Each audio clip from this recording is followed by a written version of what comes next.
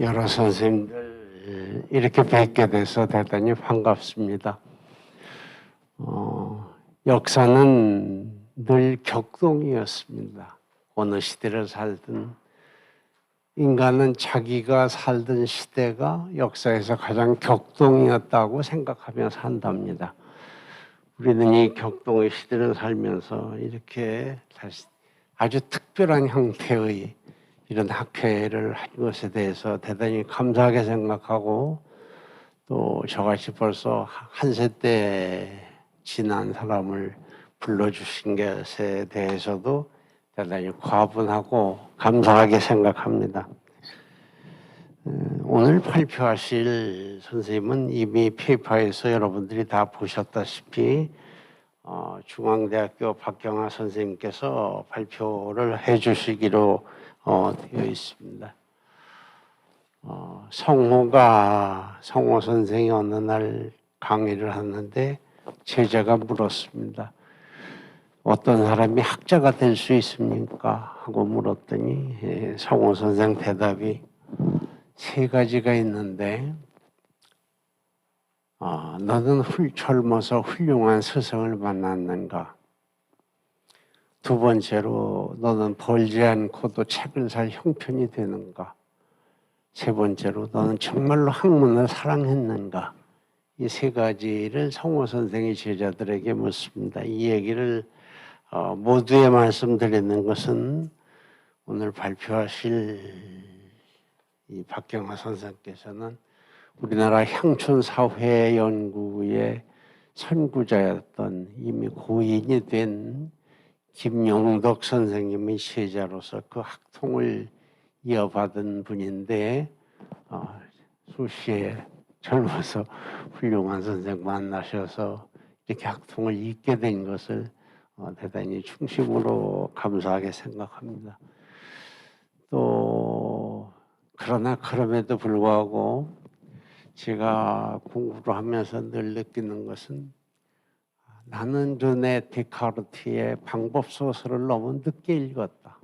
늘 후회를 합니다. 한번 여러분들이 어떤 전공을 하시든지 그 방법소설을 한번 읽어보시기 바랍니다.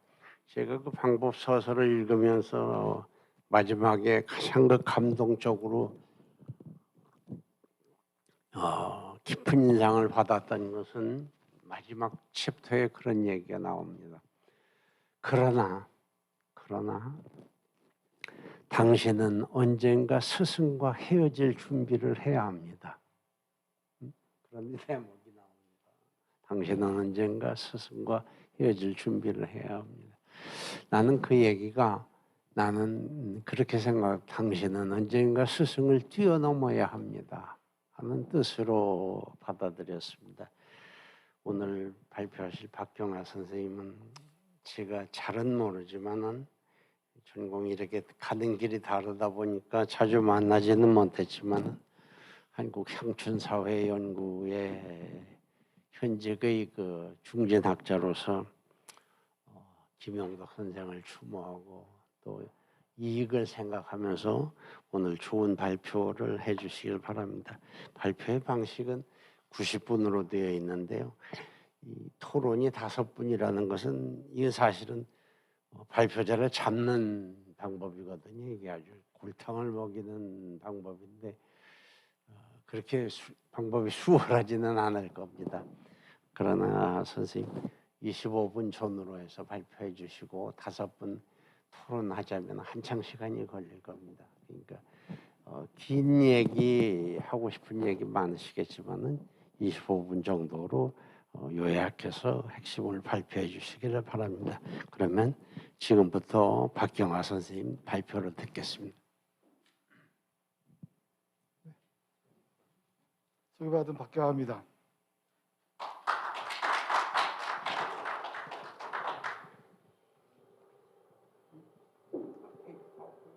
예, 이쪽에서 할까요?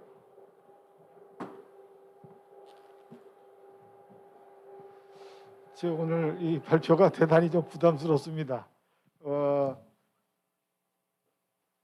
오늘 좌장을 맡으신 이 신 교수님은 제 지도 교수님과 같은 시대에 연구를 하시던 이런 선생님인데 마치 제가 지금 오늘 지도 교수님 앞에서 발표하는 이 부담을 좀 느낍니다. 우리 저희 지도 교수님 김영덕 선생님이라고 말씀해 주셨는데요. 그분이 이제 60년대 실학, 동학 뭐 이런 걸 하시다가 70년대 중후반부터 이 방향을 바꾸셨어요.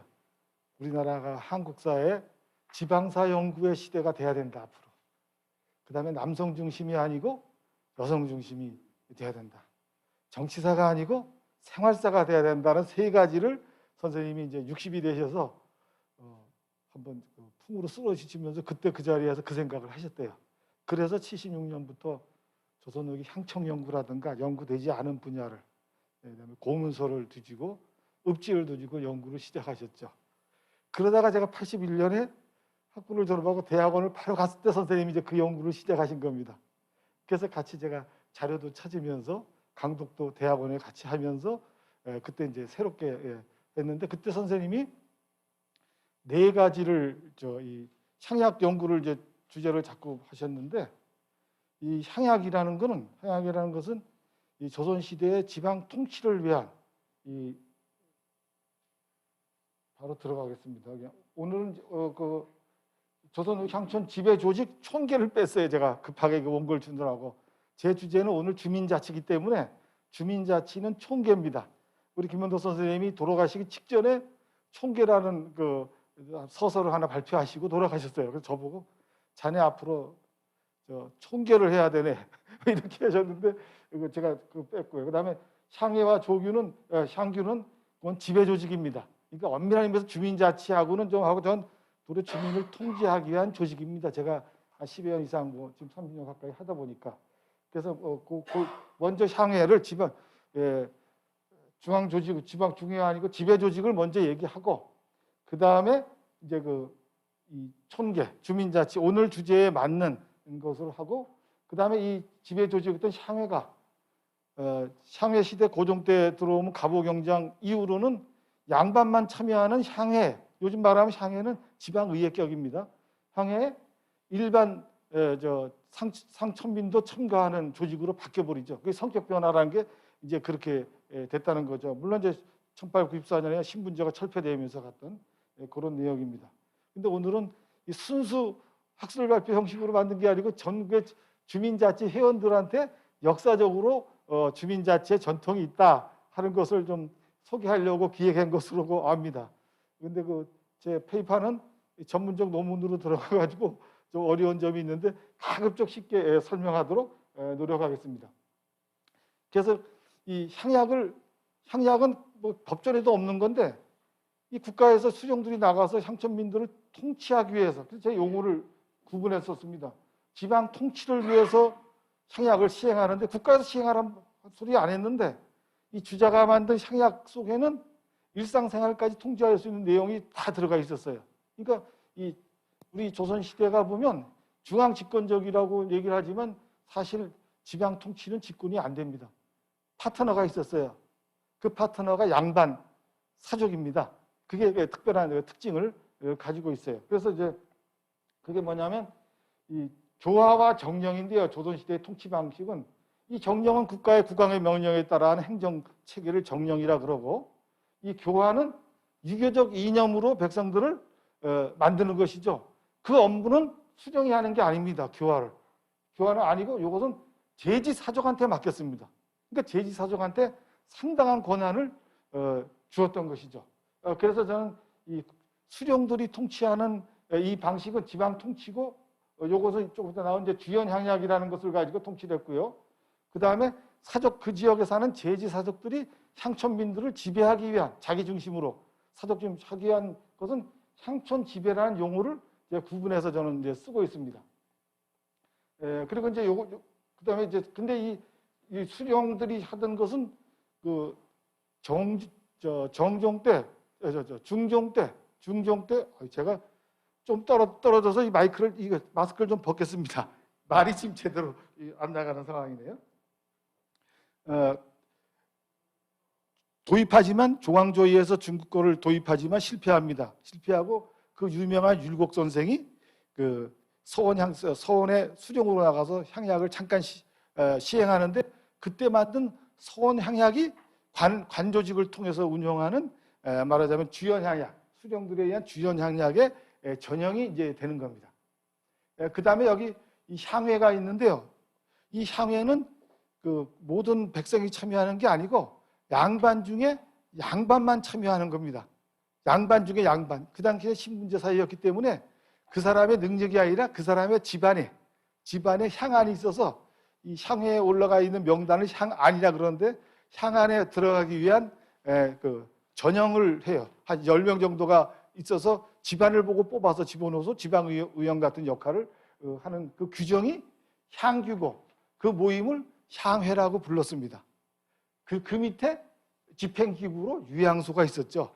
근데 이 조직도 이상한 게 향회는 웬만한 데는 다 있는데 그 유양소 조직이 일원화되어 있는 이 집행기구로서 일원화되어 있는 사적들 밑에 들어가 있는 이런 동네가 있고 어떤 동네는 향회가 없고 유양소 좌수가 힘을 쓰는 동네가 있고 전기 16세기에는 그러다가 이게 사적들 밑에 있던 유양소 조직이 조선 후기의 임난을 통해서 사적들의 영향력이 약해지니까 수령의 밑으로 들어가 버려요. 수령의 보조기구로 들어가서 향천이라는 이름으로 바뀌게 되면서 모든 임명권들을 이제 수령한테 넘겨버리는 이런 것이 되는데 이것도 일원화가 안 돼 있어요. 지역마다 틀립니다. 지역에 있는 사족들의 영향력, 세력에 따라 틀리게 이제 만들어지는 겁니다. 근데 이 향규는 퇴계 선생이 만든 우리 향약, 퇴계 향약인데 퇴계 향약하고 율곡 향약은 완전히 틀린 겁니다. 우리 똑같이 그냥 향약이라 그러는데 원래 예안 향림 약조입니다. 예안에 사는 사족들을 상대로 만든 규정이 퇴계 선생이 만든 것이 예안 향림 약조인데 그것을 우리가 퇴계 향약이라 그래서 향약이라 그러면 다 똑같은 성격으로 하는데 이거 도저히 자료를 제가 한 박사 논문 쓸 때 450개의 전국 향약 동계 개 별별 자료를 다 묶어봤더니 그 성격이 지역마다 시기마다 다 틀린 겁니다. 이렇게 다양하게 지역마다 틀리게 운영을 했어요. 그래서 그렇게 됐는데 우리 지도 교수님께서 4가지로 성격을 만들어 놓고 구체적으로 논문은 못 쓰시고 돌아가셨어요. 바로. 그래서 제가 이제 그 바톤을 이어받아서 했는데 선생님이 향약은 4개다. 성격을 구분해서 봐야 금방 보인다. 그래서 첫 번째가 사족들이 시행하는 이 향규, 이 규약 향회에서 사용하는 향규가 있고 두 번째 수령들이 통치를 위한 목적의 주연 향약이 있고 그 다음에 임난 이후부터는 사족들이 9년 단위에서 힘을 못 써요. 향회가 별로 힘을 못 씁니다. 그러니까 동계, 자기가 사는 동 단위에서 힘을 써요. 그래서 하층민을 이제 억누르기 위한 그 동계라는 조직이 있고 그 다음에 상천민들끼리 사는 동네에는 양반이 없으니까 이게 자치 조직인 거예요. 지금 오늘 말하는 주민자치가 총계입니다. 그러니까 선생님이 총계가 있다고 요 밑에 있죠. 총계라고 있다고 말씀을 하시고 연구는 더 진전을 못 시킨 겁니다. 근데 제가 여기서 사용하는 그 단어 용어가 김원덕 선생님이 창작하신 게 아니고 1706년에 홍중삼이라는 사람이 향약통변이라는 요즘 말하면 박사 논문을 썼어요. A3로 300장 정도를 썼습니다. 필사로 쓴 거예요. 제 제자가 그거 가지고 박사 논문을 이제 썼는데 거기에서 주연 향약이나 이런 용어를 이제 따갖고 왔던 거죠. 근데 이 시행이 이 향규가 16, 17세기에 양반들이 힘쓸 때는 이 향규가 좀 힘을 썼어요. 하다 보니까 17세기 중반쯤 오니까 당색이 막 복식 논쟁이 붙고 막 이렇게 되잖아요. 그러니까 지방에서 향전이 벌어지면 이걸 해결해 줄 사람이 없는 거예요. 누구한테 가야 되냐면 수령한테 갈 수밖에 없어요. 수령을 견제하던 조직들이 수령이 가서 해달라고 이제 매달리는 조직으로 바뀌고 이 통제가 안 되잖아요. 난장판이 되니까. 그러니까 이제 수령이 그 다음에 18, 19세기 직접 자기가 나서요. 자기가 향약장이 되거나 모든 향약을 시행하려면 이 수령의 관인을 받아야만 시행하는 거예요. 그래서 이것은 이제 관조직을 이용해서 하는 것이고 이건 자치조직을 가지고 행하는 것이죠. 그리고 그 밑에 이제 이 동계들이 있고 오늘 말한 주민자치의 이 촌계는 우리의 행정동이 아닙니다. 행정동 밑에 자연마을, 자연촌락이 10개씩 뭐 7개씩, 8개씩 한 3, 40호, 20, 30호의 자치 이건 완전 자치조직입니다. 완전 자치조직. 그래서 이제 그런 내용을 이제 오늘 말씀드리는데요. 그러니까 이제 여기 보면 그걸 다시 정리하면요. 향규, 동계, 주연야냐, 총계 해석은 시행돼서 시행 주체가 향규는 제지사족을 주체가 돼서 제지사족을 대상으로 하는 겁니다. 왜냐하면 이 퇴계 선생이 그래도 굉장히 훌륭하신 분이에요. 실천적이신 분이 하층민을 토색질을 하지 말라는 거예요. 양반들이, 제지사족들이. 그래서 저것은 이 향약의 4대 강목, 뭐 덕업상권, 예석상권, 과실상기, 환난상일 중에서 이분은 과실상기만 쓴 거예요.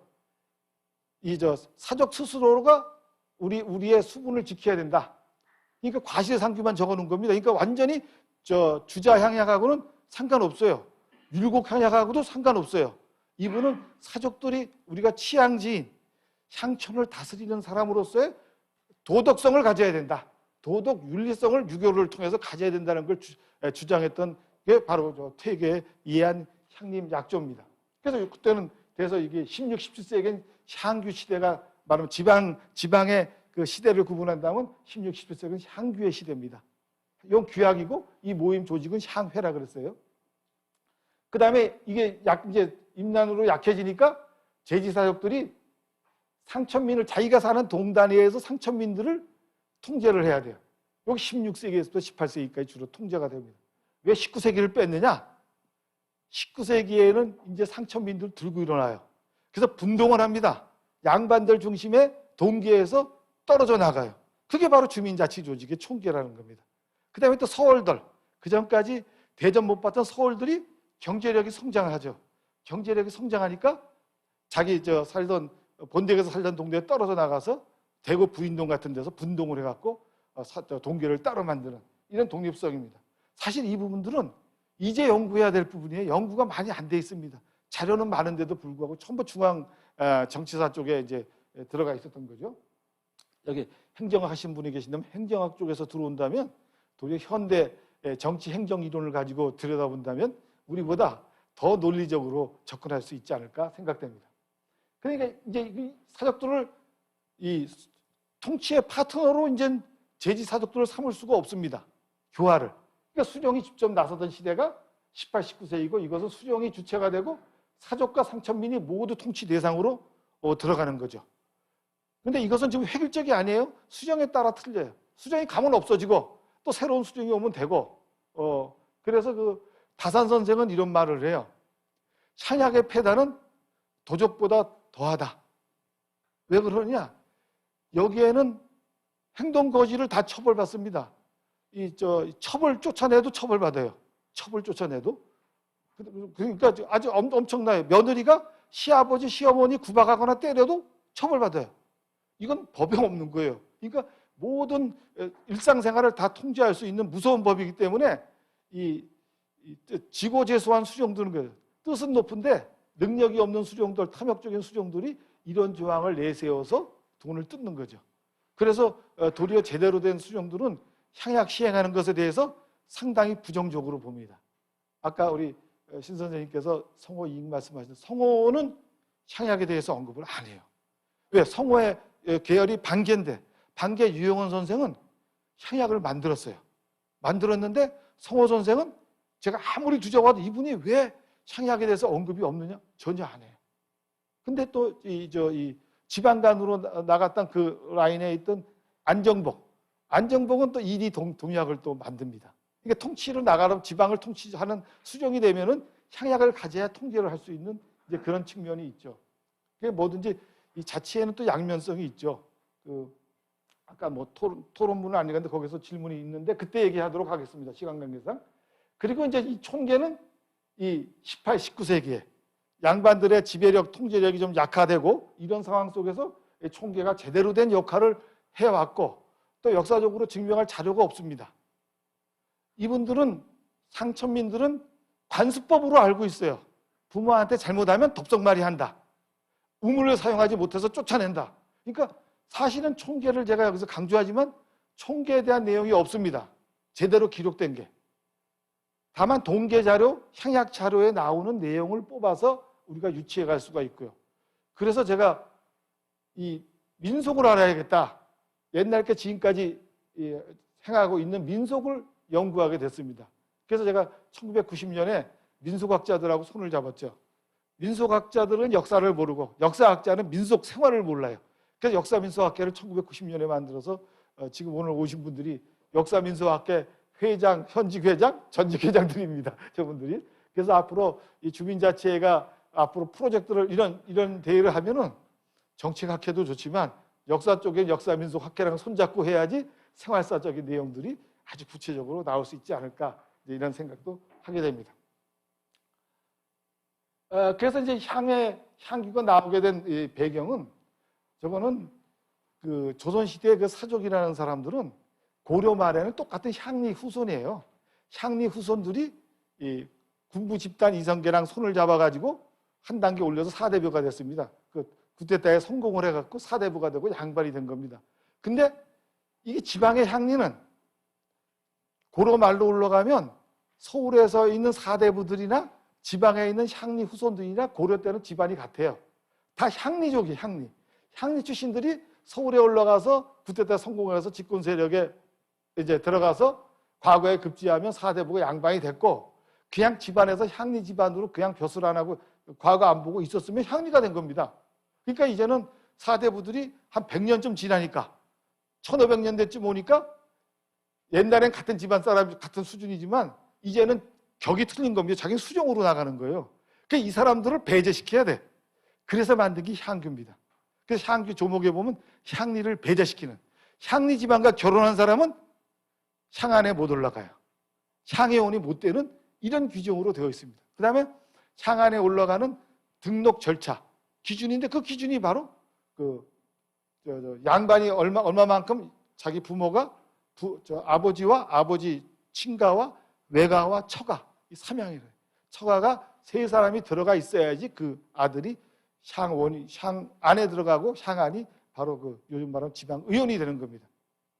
이게 그렇게 돼요. 그래서 지금 이 내용은 이제 바로 그 여기를 말합니다. 똑같은데 16세기 이후부터 양반과 중인층의 확연한 구분에 따라 토성이면서 향리와 사족과는 별개의 신분으로 천시했다. 농민에 대한 수탈을 자행해오던 훈구 세력 계열과 이들의 하수인은 이족이 사림에 의해 향촌 사회 세력을 이뤄가자 동시에 세지사족은 사족 중심의 향촌 지배 운영 원리로서 향규를 제정해서 향촌 지배 질서를 유지하고자 했다. 그러니까 중앙에 있던 이 집권 세력들은 대토지 소유자였고 밑에 있던 제지사족들은 중소지주 정도의 규모를 갖고 있는데 이 사람들이 중종 반정을 통해서 이제 집권을 하게 되고 그런 과정에서 이제 나온 겁니다. 그래서 이제 그런 내용들을 그래서 향규는 향 안에 오른 향원들 간의 약속으로 유향소 조직, 좌수의 선임, 소관 업무, 향안 입록 절차, 이 향선생이 이제 그 향회의 장을 향선생, 향장 이것도 동네마다 다 틀려요 부르는 게. 그러니까 우리나라 조선시대가 굉장히 재밌습니다. 지방 통치는 지방 행정은 획일화되지 않았다는 거예요. 상당한 자율성을 갖췄다는 게 그게 재미가 있는 거죠. 향선생, 뭐 향유사, 뭐 이렇게 있죠. 그 다음에 이제 이 유향소를 통해 향리를 통제하고 9년 단위에 부과되는 부세를 농민들에게 부과하는 과정에 관여함으로써 향촌사에서 영향력을 행사하는 치향지인, 이 향촌을 통치하는 사람이라는 자부심을 가지고 있었던 겁니다. 근데 이제 이게 그러면 향회가 돼서 뭐 하느냐? 이게 가장 큰 게 부세권입니다. 세금을 걷는데요. 이 조영조잖아요. 조는 자기 땅에 대한 10분의 1이니까 그것은 관에서 알아서 걷어요. 근데 군역세는 16세에서 60세까지 장정은 군대 안 가는 듯이 군역세를 냅니다. 근데 이 군역세가 개별적으로 걷는 게 아니고 군 단위로 걷어요. 공동체 납입니다. 그 다음에 이제 또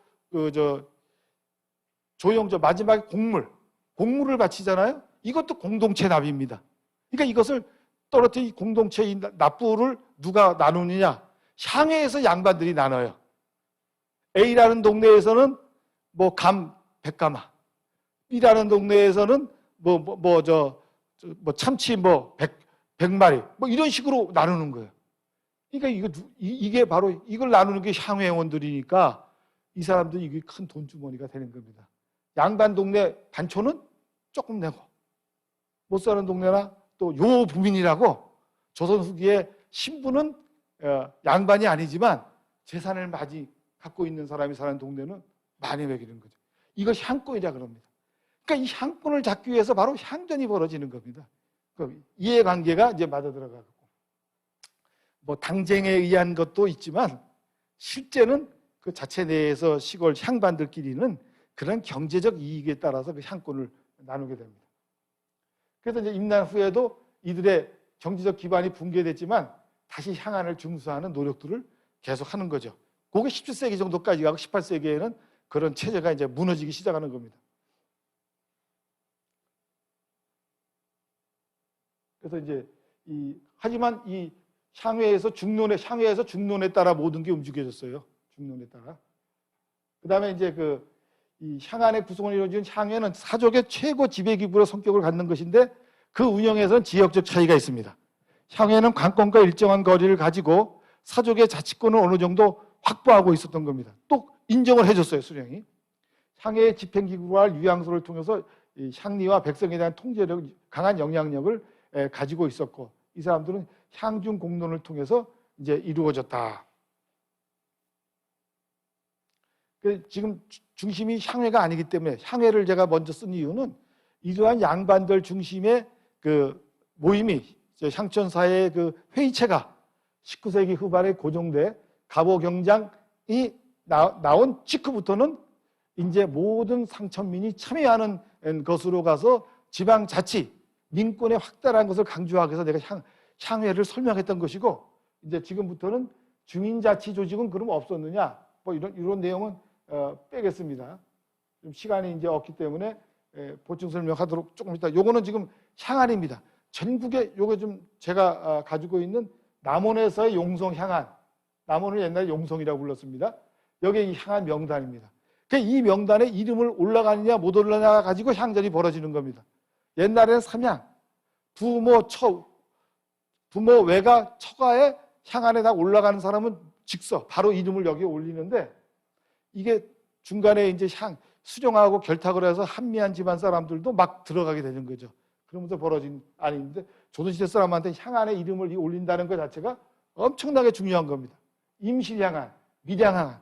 그러니까 경상도도 있고 전라도 있고 다 있어요. 그 다음에 여기 보면 요 원본을 보면 제향규 후, 향규를 제정한 후에 이걸 쓴 거죠.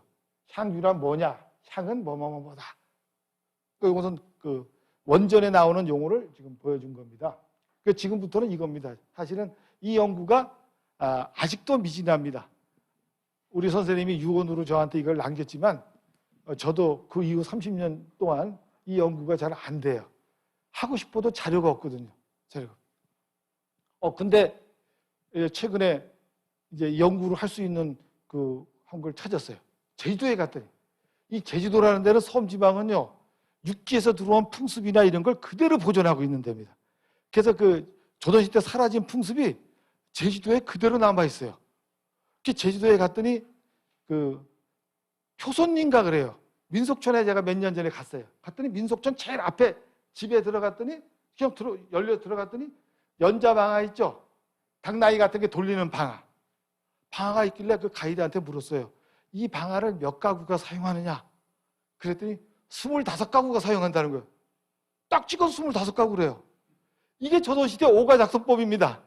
향약을 조직할 때 5, 25, 25를 하나의 동리로 하나의 촌으로 삼는 겁니다. 근데 그게 딱 떨어져 이 사람이 아는지 모르는지 25가라고 딱 얘기해요.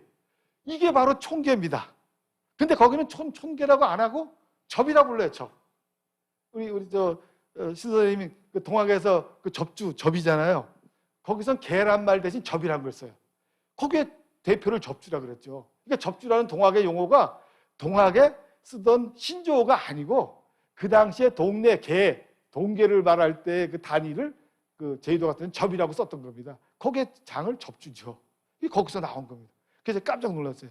그래서 그 얘기를 해가지고 제 제자 교수가 지금 그 논문을 쓰라고 제가 지금 푸시를 하고 있는 중인데 비슷한 자료들을 찾아내고 있어요. 그래서 앞으로 조금만 이제 발로 뛰거나 다니면 이런 민속적 관행으로 남아있는 것을 유추하면 좀 추적할 수 있지 않을까 이렇게 생각됩니다.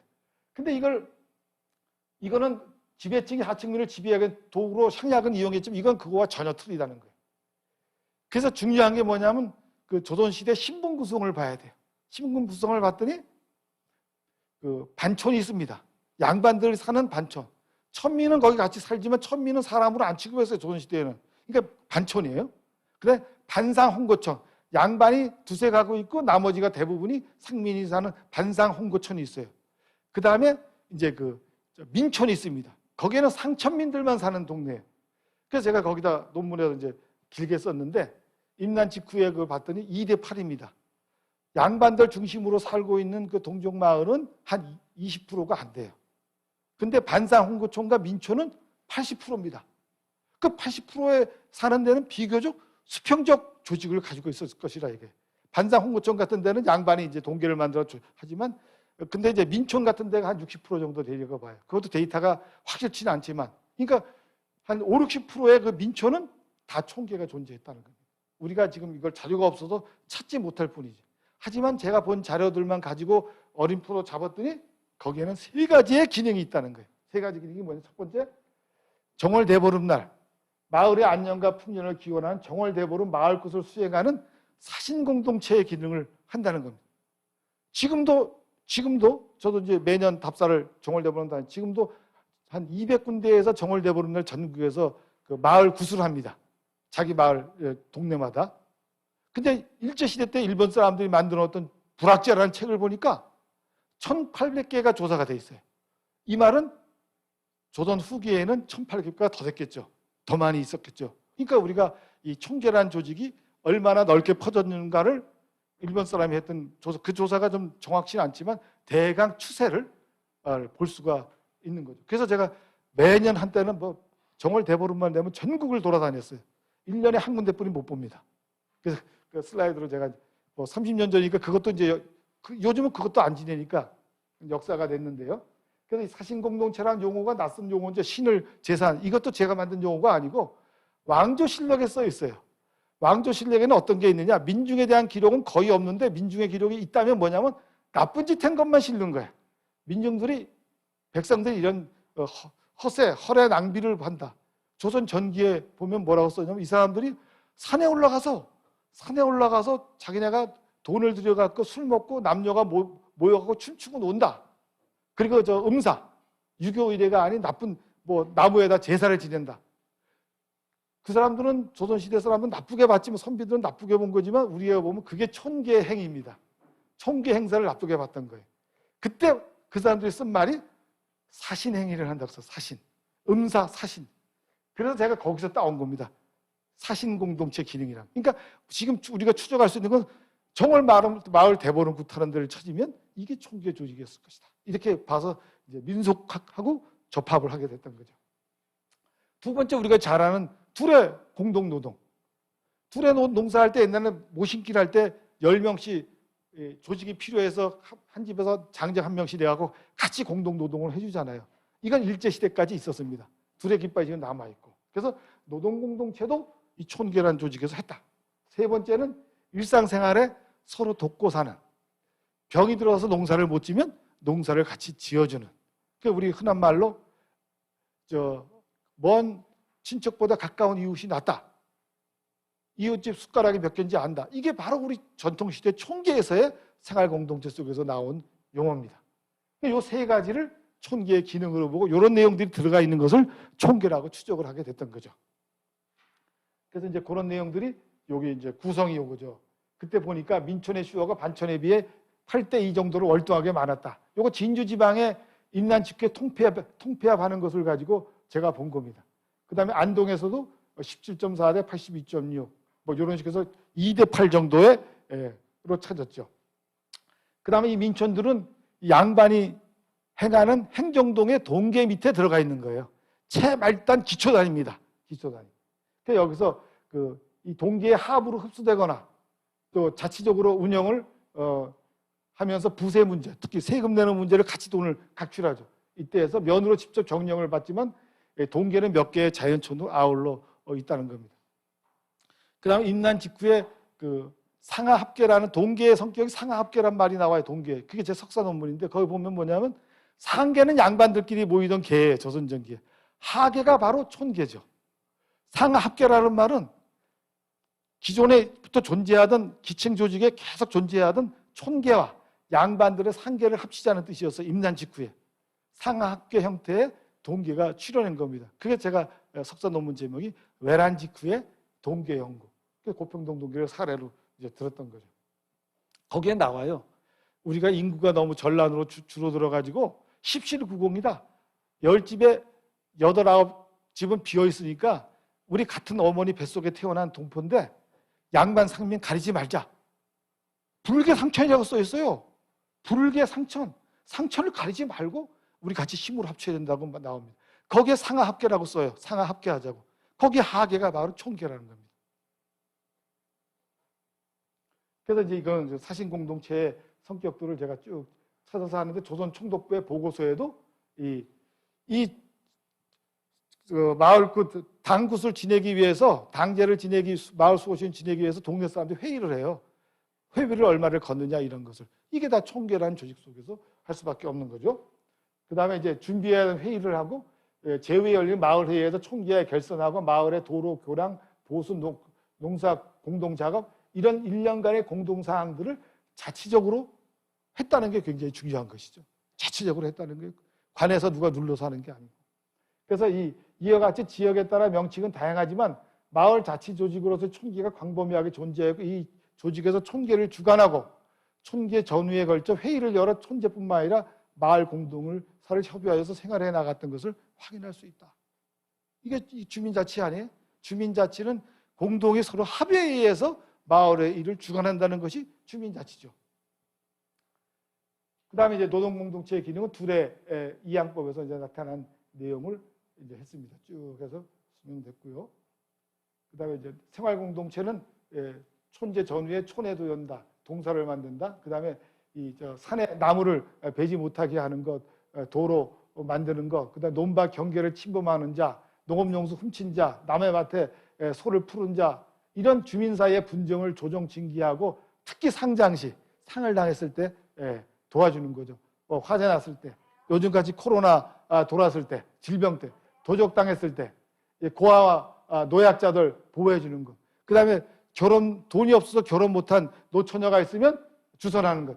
이러한 공동체적 우애와 협동 질서를 가지고 전통적으로 가지고 있었다는 겁니다. 처벌도 해요. 그러니까 자치라는 건 무서운 거예요. 처벌도 합니다. 그래서 그 처벌권을 남발하지 않아야 되기 때문에 국가에서는 향약 시행한다면 하란 소리 안 해요. 네 알아서 하라 그래. 알아서. 이제 그런 반대급부도 있습니다. 중론을 위해서 하는 것도 좋지만 그 중론을 논의하는 집단이 특정 세력이 끼어들어서 독단을 해버리면 약자가 당할 수밖에 없는 이제 그런 사회죠. 그래서 시벌과 선행자에 대한 시상 상벌의 실시도 이 촌계의 중요한 기능 중에 하나였다는 겁니다. 그래서 이제 이건 됐고요. 이제 촌계의 이제 의의를 우리가 보면 조선 후기의 촌계는 사족의 동계와 지방 간에 의한 주연 향약 등의 하부 조직으로 흡수 편입되기도 했지만 끊임없이 기층민의 입장을 반영하면서 그 독자성을 유지해왔다 하는데 이제 의미가 있죠. 이 촌계는 조선 전기에는 향도계라고 불러서 향도계라고. 고려시대 때까지도 올라가요. 이 계라는 이것. 하지만 우리 역사 쪽에서는 없는 자료를 갖고 자꾸 위로 올라가면 허황하게 보이기 때문에 전국에서 오늘 이 제목도 조선 후기만 하겠다. 조선 전기도 나는 논문을 제대로 안 썼기 때문에 후기라고만 했던 거죠. 하지만 이거 원형을 쫓아서 올라가면 고려시대까지도 올라갈 수 있습니다. 고려시대에도 향도계가 있었어요. 그 내용은 뭐 시간 관계상 생략하도록 하겠습니다. 그 다음에 이제 고종대 이 성격 변화인데 향해라는 이 양반 중심들만, 양반 중에 양반만 참여하던 향해가 그 갑오경장 7월에 1894년에 발표되자마자 1819 하자마자 향해 설치에 관한 지시가 떨어집니다. 그 다음에는 지방제도 개혁에 관한 것. 95년엔 향해 조규와 향약 판매 규정이 내려오는 건데 이게 완전히 이 조선이라는 나라 체제를 무너뜨릴 정도의 개혁을 하는 겁니다. 신분 제도가 없어지면 그 조선이라는 나라가 지탱이 안 되죠. 각 지방간으로 하여금 향회를 설치게 해서 각 면에서 한 명씩 뽑아 향의원으로 삼아라. 그들의 공회당에 모여 법령 시행, 폐단 시정, 가부를 다 논의하라는 겁니다. 완전히 이제 조선을 이끌어 있던 시스템이 완전히 뒤바뀐 거죠. 이 향후에 설치해야 되는 것이죠. 그 다음에 지방개혁 사업을 향후에 맡겨라. 이건 제가 볼 때 이거 혁명적인 겁니다. 혁명적인 거. 그 다음에 군과 명과 리에 대회, 중회, 소회를 만들어서 지방에 관련된 각종 사무를 회의에서 결정해라. 리의 존의를 리민이 직접 설치해라. 요즘 말하면 이장을 그 주민들이 직접 뽑으라는 겁니다. 면회 직강을 강리의 존의 및 선거인으로 하여금 선출하게 해라.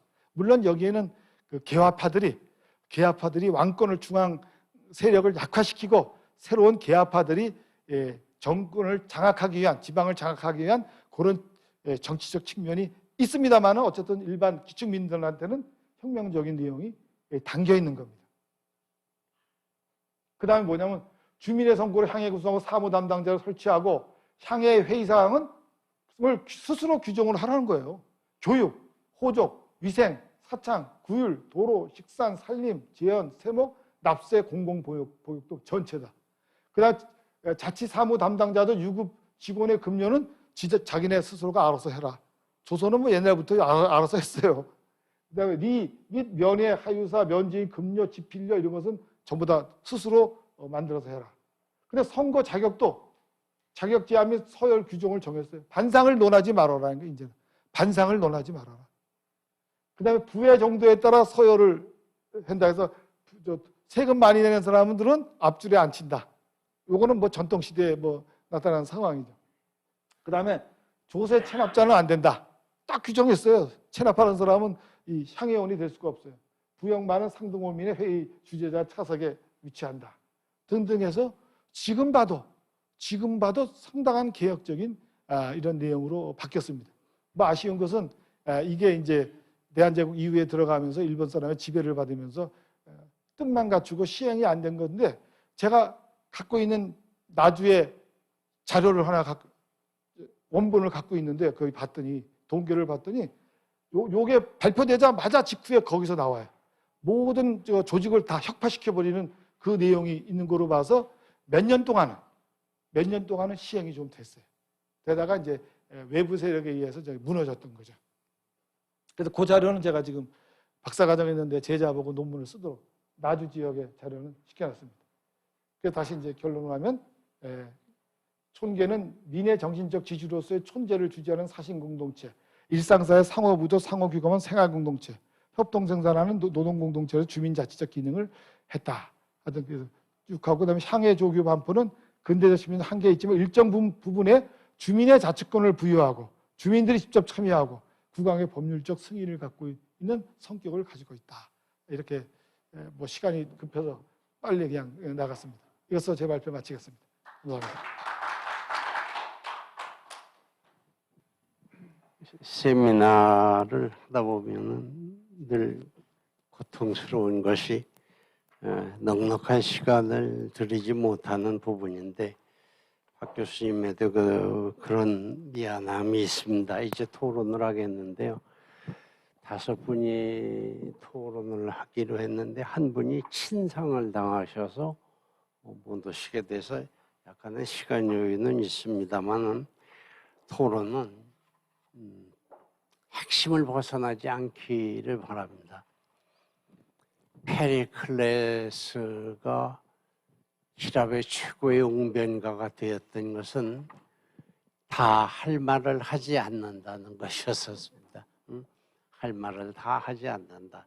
또 답변하시는 선생님도 질문하시는 것은 다 대답할 수 없는 것이 세미나입니다. 따라서 지금부터 순서대로 토론을 해주시는데 토론은 5분 내지 7분을 넘지 않으시면 좋겠고 우리는 그 학문이 서로 다른 정치학과 역사학이 섞여 있기 때문에 간단하게 자신이 무엇을 공부하는 것인지에 대해서만 간단한 자기소개를 해주시고 토론을 해주시길 바랍니다. 먼저 차인배 선생님부터 하시겠습니다.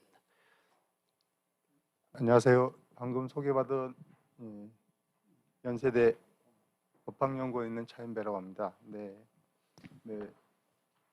저는 지금 원래 이제 역사학을 전공했고요. 조선시대사 중에서도 원래 치안제도에 관련된 치안과 관련된 포도청 관련 논문으로 학위를 썼고요. 지금도 현재 지금 법학연구원에서 주로 그 19세기에 관련된 그 당시의 그 일반 생활, 치안, 그다음에 법률 뭐 이런 관련된 공부를 하고 있습니다. 오늘 뭐 이렇게 중앙자치위에서 이런 자리를 만들어 주셔서 감사하고요. 이런 또 더군다나 원로 선생님과 이렇게 박경환 선생님의 좋은 강연을 들을 수 있는 기회를 주셔서 감사드립니다. 제 토론은 준비된 간단한 토론이 이미 그 자료집에 들어 있습니다. 그걸 간단히 읽는 형태로 해서 진행을 하도록 하겠습니다. 박경환 선생님께서 쓰신 논문은요, 조선 후기 향촌 사회의 사족의 자치 조직인 향해의 성격과 변화의 추이를 시대별 사례를 중심으로 해서 고찰하고 계십니다. 박경환 선생님께서는 조선시대 향약에 관한 평생의 연구 활동과 업적을 쌓은 이 분야의 아마 권위자라고 할 수 있겠습니다. 특히 본 발표에서는 조선 후기 향해가 기존에 알고 있었던 내용보다는 상당히 조직적이고 체계적이고 또 재지적 기반을 두고 향촌사회를 지배하고 운영했다는 점에서 많은 공부가 되었습니다.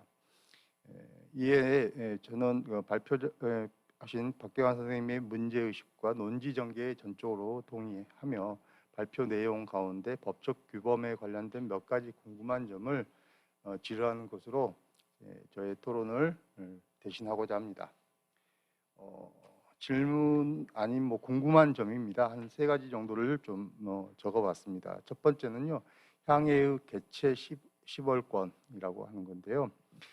선생님 그 본문 중에서 용송지의 향사당조 그다음에 약속 조목에 따르면은 향해는 유향소 임원을 차출하거나 향안의 임록자를 선정하는 등 유향소와 향안의 운영 등을 결정하였다. 특히 향해는 첫째, 향소에 대한 인사권, 둘째, 소관 업무에 대한 감독권, 셋째, 좌수 이하의 개체 10월권을 행사한다고 이렇게 기술을 하고 계십니다.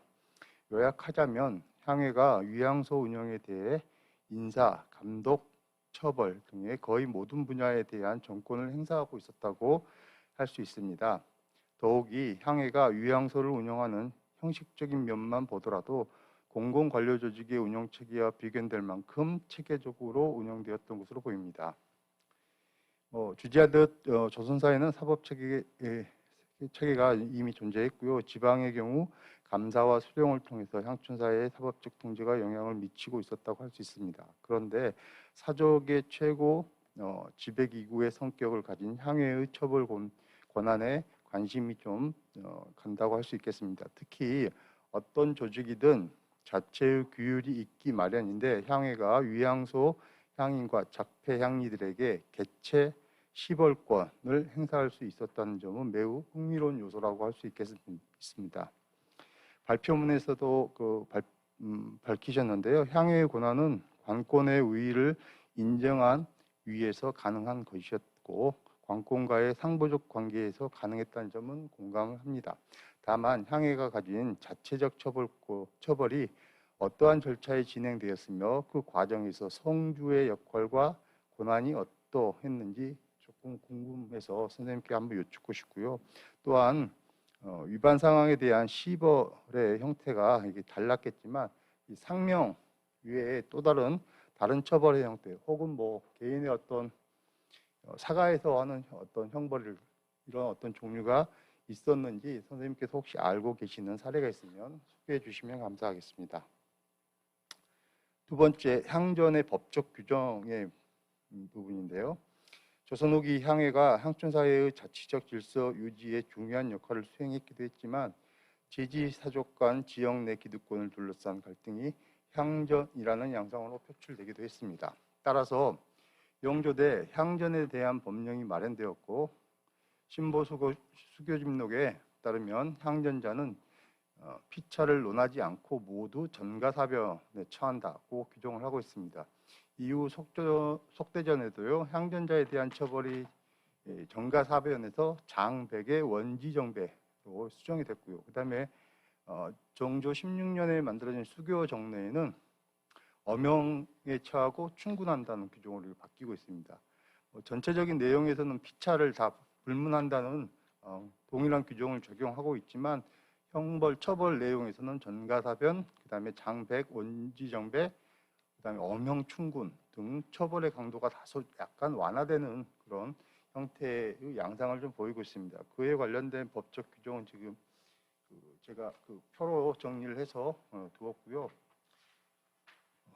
그 수교 정례에 따르면요, 향전에 관한 수교가 내려진 법령은 모든 각 도에 까닭없이 트집을 잡고 시끄럽게 굴며 터무니없는 말을 만들어 정소하는 자, 향임 또는 교원 등과 투홍하고 방자하게 정장하는 자, 그다음에 피차의 시비를 하소연한 자 등은 본 사실의 곡직을 논하지 않고 엄형 3차 향한 양적에 영구히 제명하고 종신토록 충군 해절한다고 이렇게 규정을 하고 있습니다. 즉 이 법령은 향전의 구체적인 내막을 알 수 없지만 향해나 향약과 관련하여 향임에게 소란을 피우고다 다툰 후 정소하는 것을 애초에 모두 처벌한다는 내용으로 이해가 됩니다. 다시 말해 향전과 관련한 쟁송 문제는 근본적으로 정소조차 허락하지 않겠다는 그런 의미로 읽힙니다. 더욱이 위반자는 향안의 명단에 영구히 제명하여 제지사족으로서의 지위를 완전히 박탈하는 등 무겁게 처벌하는 것이었습니다. 그러나 실제 지역사회에서 이러한 이유를 통해 향전의 여지는 많았던 것으로 보입니다. 그 사례가 이제 추간지에 나와 있는 건데요.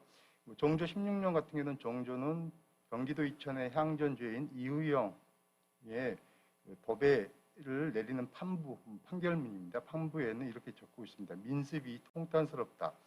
향전은 법으로 금했는데 어찌 이와 같은가. 감히 이 일로 등문을 하거나 자세히 조사하여 엄형 3차를 면제하되 절도의 정배를 보내고 다시 한번 향전 이 두 글자로 감사와 수령에게 등문하면 중보를 면치 어려울 것이다.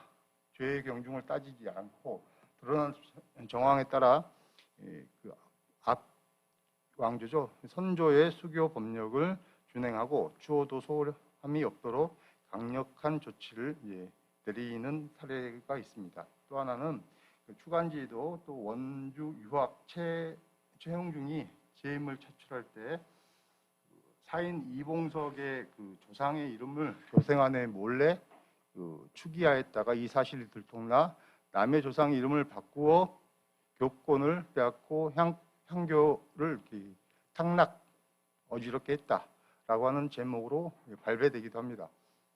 네, 이처럼 제지사족의 향안을 둘러싼 갈등의 소지는 점차 증가했는데 향전에 대해 향약 및 향회의 내부적 자정이나 이와 관련된 규정이 마련되는 사례를 있으면 좀 소개를 해주시면 감사하겠습니다. 예, 마지막 간단히 끝났는데 마지막은 제가 몇 년 전에 저도 이제 강화도 교동에 있는 향안을 한번 5종류 있는 향안을 공부할 기회가 있었습니다. 그래서 그 결과 17세기 후반부터 20세기 중반까지 교동 향안을 계승과 단절을 거치면서 그 전통을 잇고 있었는데 5종의 향안 가운데 3종은 가장 오래된 향안 1번의 모본으로 해서 작성되어 그 정통을 이어가는 양상을 보였지만 나머지 2종은 별도로 제작되었음이 이제 확인되어 있습니다. 물론 이건 약간 20세기에 가까운 시기에 제작된 것이어서 아마 그 기존에 그런 갈등이 좀 있지 않았나 하는 생각이 들고요. 이는 교동 지역이 향안 입록을 둘러싼 친구의 어떤 갈등 양상을 보여주는 사례라고 이제 판단이 됩니다. 강화도 교동이 섬이라는 특성 때문에 일반 지역과는 다른 차이가 있겠지만 19, 20세기 향안 입록 전통이 새롭게 재편되는 경향들이 뚜렷이 좀 나타나는데 이러한 현상을 의미를 어떻게 선생님께서는 좀 생각하고 계시는지 한번 답변을 해주시면 감사하겠습니다. 이상으로요 두서없이 궁금한 점을 좀 적어봤는데요. 해량해 주시기 바랍니다. 이것으로 토론을 마치겠습니다. 감사합니다. 네네. 수고하셨어요. 이미 그 토론문을 배포했기 때문에 발표자께서는 답변을 준비하셨으리라고 생각하고 답변은 한꺼번에 몰아서 중복되는 것이 있기 때문에 몰아서 하도록 하겠습니다. 두 번째는 장희용 선생님께서 해주시는데 시간을 잘 지켜주시길 바랍니다. 예, 대구대 장혜영입니다. 저는 잠깐만, 지금 우리 마이크에 이 마스크를 썼기 때문에 이 커뮤니케이션이 잘 안 되니까 잠깐 벗으셔도 되고 마이크를 가까이 하셔서. 마스크 쓰고 그냥 하겠습니다. 목소리를 좀 크게 내겠습니다. 저는 대구대 장혜영입니다. 전공은 조선시대 크게 두 가지인데 처음에 학부 때 전공은 여러분들이 관심이 있을 수 있는 조선시대 환관 내시 연구를 했고요. 그 이후에 제가 민속학회 이제 한 20년 이상 하게 된 게 이제 그 이후에 관심을 갖는 건 내시 족보를 통한 지역사 연구입니다. 그래서 제가 남양주 시지를 만들었거든요. 그래서 전국에 있는 민속학회에 있으면서 지역사 연구를 통한 지역 향촌사 연구에 대해서 굉장히 관심을 갖고 있습니다. 오늘 박경하 선생님 그 토론을 하게 돼서 잘 모르는데 토론하게 돼서 대단히 영광입니다. 박경하 선생님 한번 소개해드리면 박경하 선생님 제가 알기로는 아주 취미가 두 가지가 있습니다. 하나는 고소 연구, 고소 모집이고 하나는 사진입니다. 그래서 참 제가 존경하시는 분인데 선생님 김동력 선생이 향촌사에서 하셨고 그 이어서 박경하 교수님이 이제 향약을 연구를 했고요. 그리고 제자인 한미라 선생과 이대화 선생 이런 분이 지금 그 교수님이 남겨놓은 고종 이후 일제강점기 부분은 또 제자분이 이어가고 있거든요. 그래서 어떻게 보면 굉장히 그 향촌사회사 오늘 이야기하는 주민자치라고 하는 부분을 쭉 연결시키고 있다라고 하는 데서 굉장히 굉장한 부신하고 이렇게 생각하고요. 근데 제가 오늘 대구에서 왔는데 올라오면서 옷을 뭘 입을지 상당히 고민이었습니다. 왜냐하면 대구는 따뜻하고 반팔 입고 다니거든요. 근데 여러분들 지금 생각하면 아마 서울과 대구, 서울과 경상도라고 생각하면 아마 첫 번째 질문은 이런 겁니다. 대구라고 똑같은 대구일까? 경상도라고 똑같은 경상도일까? 라고 하는 질문입니다. 뭐 서울 사람들은 보면 경상도는 발음도 똑같고 뭐 사투리도 똑같다라고 이야기를 하지만 그렇게 생각하면 대구라 부산 사람들, 경남 사람들, 경북 사람들 싫어합니다. 분명히 다릅니다. 경상도 내에서는 또 다르게 대구 사람들의 성격 다르고 경북 사람들의 성격이 다르고요. 부산 사람의 성격이 다르고 경남 사람들의 성격이 다릅니다. 경남도 진주나 이쪽 성격, 말이라든지 행동 반경이 다르고요. 거제라든지 바닷가 지역 다르고요. 부산 사람은 또 다르고요. 경북 같은 경우도 안동이라든지 이런 쪽과 경주는 생활 환경이나 말하는 투라든지 억양이 물론 서울 사람들은 다 사투리지만 경상도 사람들은 엄격하게 구분하거든요. 자, 그런 상황이 봤을 때 첫 번째 주제 같은 경우는 지금 매향이라 불려지는 고려시대부터 시작해서 이제 사신관제도 그리고 그걸 이어지는 유향소 그리고 오늘 이야기하시는 이제 처음에 표에 보여졌던 그걸 제지사족 향양이라고 흔히 불려지는 16, 17세기 시대 그리고 17세기, 18세기 이야기하는 이제 수령 중심의 향양이라든지 그 이후에 나오는 고종 이후 때 동계나 동약이라고 불려지는 형태. 어떤 분명히 어떤 주도층이 누구냐에 따라서 분명히 달라질 수밖에 없을 겁니다. 그래서 사족 중심 고려시대 같은 향리 출신에서 아까 이제 교수님과 말씀하셨는데 같은 향리 중심에서부터 분화돼서 어떤 사람은 제지사족이 되고 어떤 사람은 향리로 남고 그러니까 하층으로 내려가고 이런 부분 과정에서 분명히 알력관계가 굉장히 심했을 것 같습니다. 그래서 그런 과정에서 제지사족이라든지 이런 부분들이 수령향약 그리고 보통 수령향약은 이제 국가의 지방지배가 강해지는 우리 이제 팔도 면리제라 불려지는 형태. 고려시대는 이제 주현과 속현이라든지 오도양계라고 하는 형태가 달라서 행정적 성격의 오도와 군사적 성격의 양계. 수령이 파견되는 주현, 파견되지 않는 속현 이렇게 나오거든요. 그게 태종 때 팔도 체제가 되면서 일률적인 지방 지배를 강화시켜 나가려고 노력하는 거고, 그것이 어느 정도 완성되는 게 이제 영조, 정조 연간에 뭐 팔도 구간 당상제라든지 이런 걸 통해서 수령학이 본격적으로 되는, 그리고 거기에 반대대로 동계라든지 동약이라든지, 그리고 최종독이 되면 동약 안에서도 상계와 양반 중심의 상계와 일반 상민 중심의 학예가 합쳐지는 그런 모습까지 나가는데, 분명히 여기에는 상당한 알력이 있을 것 같고, 또 양반이 많으냐 적으냐에 따라서 또 상당히 이제 운영 방식도 달라질 것 같습니다. 거기에 대한 부분이 어떻게 진행되는지 한번 여쭤보고 싶습니다. 두 번째 같은 경우는 향안을 운영하는, 이게 교수님 이제 박형학 학장께서 이게 향안에 들어가는 게 향회에 들어가야 되거든요. 그러니까 향회나 모임이고, 그것을 그 모임에 들어가는 명단이 향안입니다. 그리고 그 안에 있는 자기들끼리 향의 규칙을 간 게 향규거든요. 근데 누구든지 양반이면 들어가고 싶어 할 거예요. 지역에 흔히 말해서 어떤 걸 결정할 수 있는 자리가 되니까.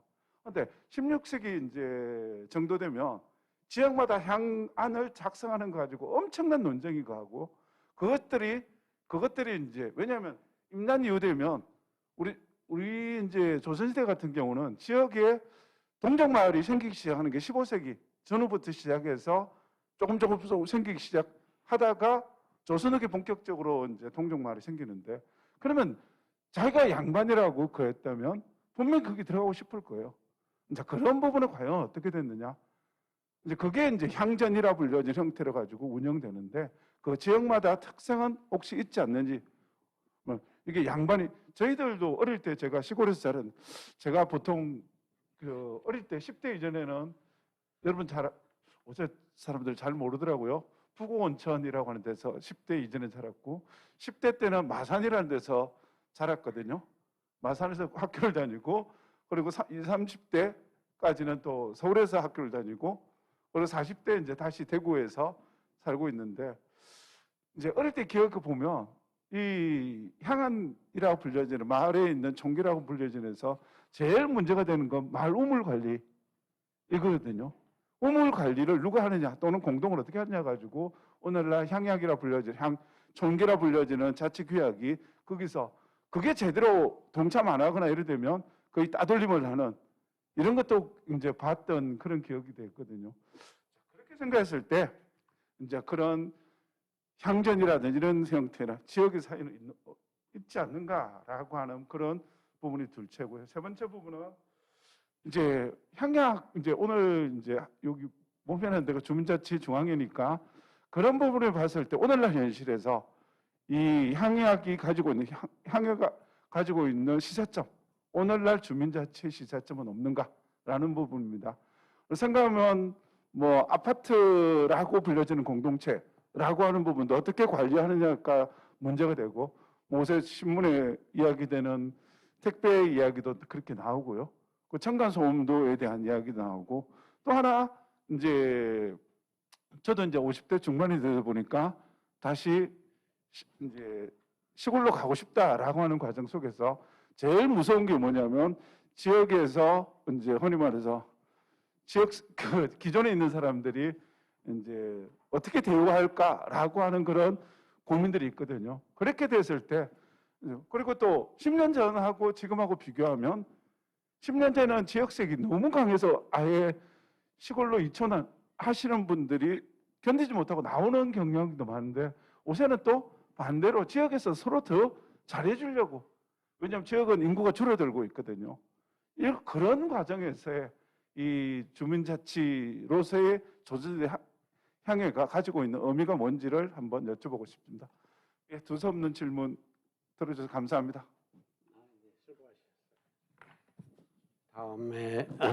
다음에는 그 최진훈 선생님 질문이신데, 질문 항목이 18개이다 보니까 이것을 다 할 수는 없을 겁니다.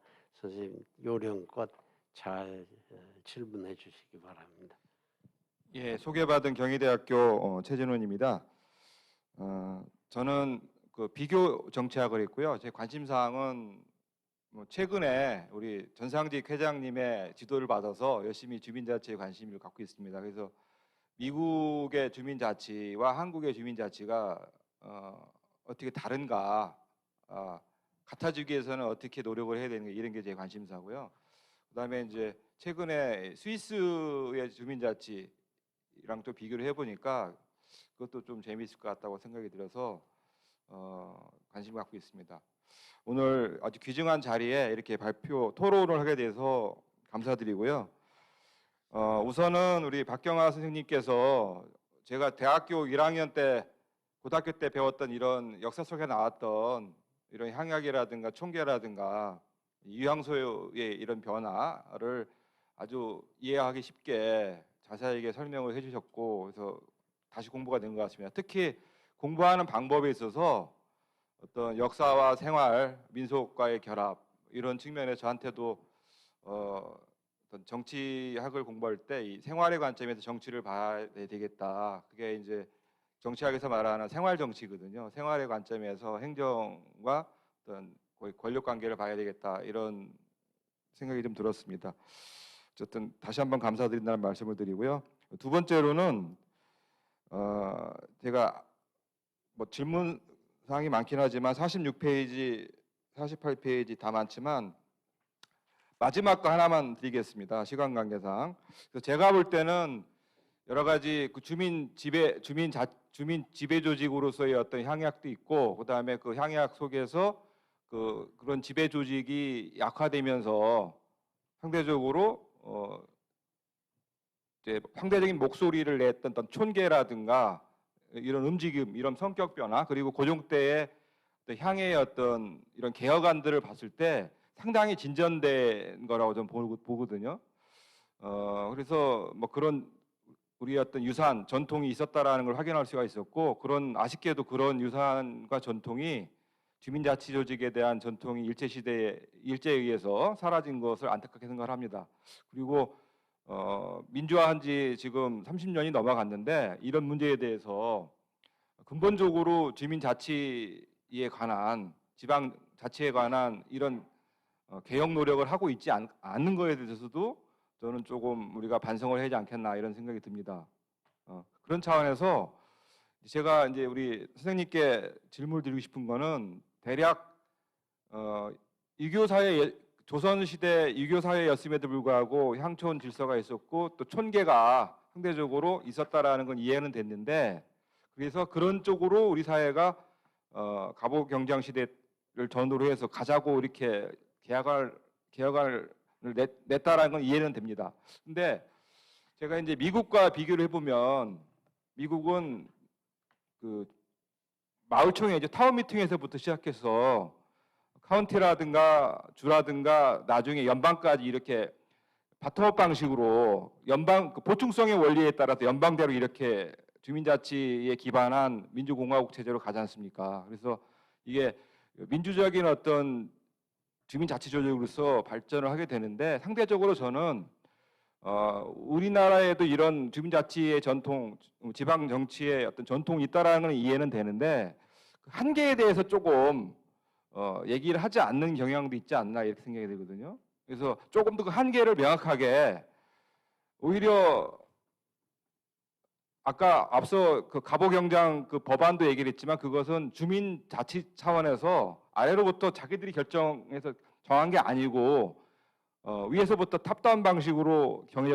내려온 거잖아요.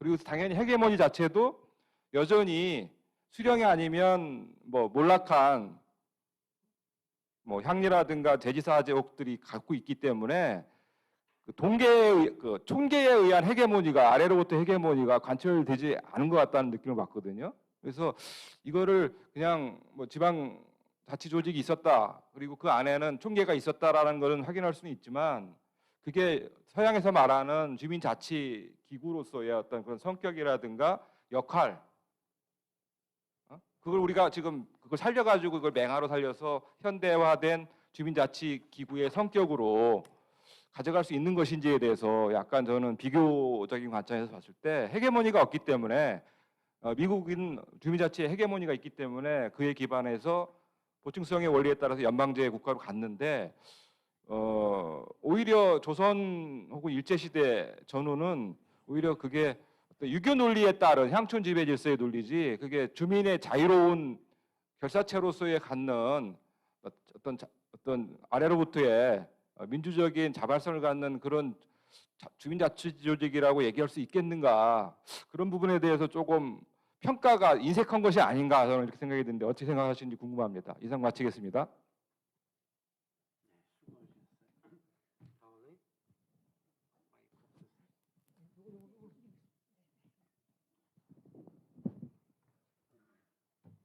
네, 안녕하십니까. 저는 한국행정연구원의 부연구위원으로 재직하고 있는 차세영입니다. 한국행정연구원은 잘 아시는 분들도 계시겠지만 그 국무조정실 산하에 있는 국책연구기관이고요.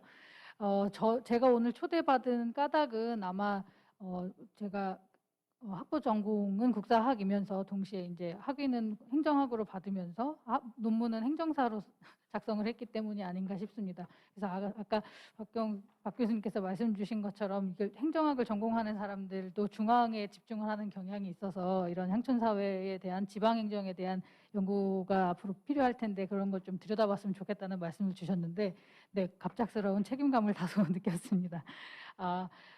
저도 이제 토론문을 작성해서 가져왔는데 그 토론문과 더불어서 이제 오늘 발표와 이제 여러 선생님들께서 주신 말씀을 더불어 들으면서 이제 생각했던 소회에 대해서 간단히 말씀드리는 것으로 토론을 가름하도록 하겠습니다. 우선 제가 행정사라는 전공을 선택할 때도 느꼈던 거였지만 그 어떤 과거로부터 현재의 모습을 비춰볼 수 있는 그런 전통이 있다는 사실, 그래서 우리가 그냥 서구의 이론을 일방적으로 수입하는 것이 아니라 어떤 우리 자신의 아이덴티티를 좀 식별하고 이해하는 데 있어서 그런 단서들이 있다는 것이 굉장히 다행스러운 일인 것 같습니다.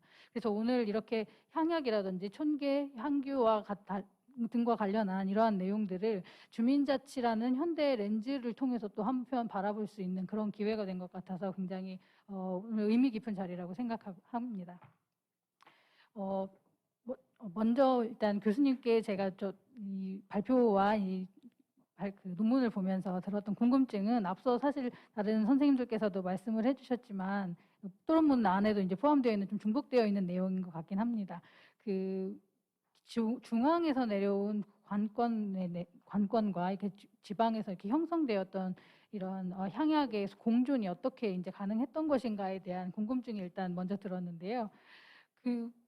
이제 조선의 지방 행정 체계 자체도 군현제를 기반으로 이렇게 지방 수령이 중앙으로부터 이제 파견되어서 부임이 되고 그 지방의 목민관이 왕의 대리인으로서 이제 지방에서 지역민들을 다스리는 역할을 해왔다고 저희가 그간 배워왔는데, 이런 향약에 의한 질서가 이렇게 공고하게 관습법의 성격이었다 하더라도 사실 뭐 사법, 행정, 뭐 부세권도 마찬가지였고요. 아주 전방위적인 그런 규율로 작용하고 있었던 것 같은데, 만약에 이런 향약과 수령권의 공존이 이루어지는 다이나믹스가 있었던 가운데에서도 그 두 주체 간의 갈등이 발생했을 경우에는 그 협의나 조정과 중재가 가능했던 것인지, 가능했다면 어떠했을지가 사실 좀 궁금했습니다. 앞서 말씀 주시기로 이제 수령이 떠나게 되면 그 향규가 폐기가 되고 새롭게 다시 이제 발생이 되고 이제 이런 과정들에 대해서 잠시 언급을 해주셨었는데요. 수령이 떠났는데도 폐기되지 않는다면 기존에 이제 그 향약과 향교의 질서가 남아 있는 상태에서 새로운 수령이 사실 부임하게 되면 또 다른 스테이지가 열리는 게 아닌가라는 생각이 들어서 그런 협의나 조정의 과정이 어떠했을까에 대한 사례가 있다면 알 수 있으면 좋을 것 같습니다. 두 번째로는 촌계획 안에서도 이제 앞서 그 촌계에 대해서도 촌과 계의 관점으로 사실 저는 좀 생각을 해보았는데요. 계의 관점에서 본다면 그 발표 중에도 말씀 주셨지만 계의 기원도 굉장히 오래됐고 종류와 기능도 아주 다양하기 때문에 사실 개념화하는 것 자체도 굉장히 어렵다고 알고 있습니다. 그래서 그 동계라는 것도 사실 향약의 보급을 목적으로 이루어진 것이었다고 하지만 그게 이분화 또는 형해화되면서 이렇게 남아있는 개들이 결국은 질서를 유지하려는 목적을 가진 사신공동체라든지 노동공동체의 역할을 했던 개라고 생각을 한다면 어떤 목적을 가지는 개의 형태가 굉장히 많았던 것이 아닌가라는 생각이 들었습니다. 그래서 그런 부분에 대한 것도 좀 조망을 해볼 수 있을 것 같다는 생각이 들었고요. 반면에 촌의 관점에서 본다면 사실 촌계가 굉장히 자연 발생적으로 형성이 된 촌락을 단위로 해서 어떤 신분적인 동질성을 가지고 조직된 지역사회 공동체였다고 이제 이해를 했습니다. 그리고 공식적이지 않더라도 가장 기층에서 형성이 되는 어떤 실체가 있는 공동체로서의 성격을 가졌다는 것도 의미하는 것 같습니다.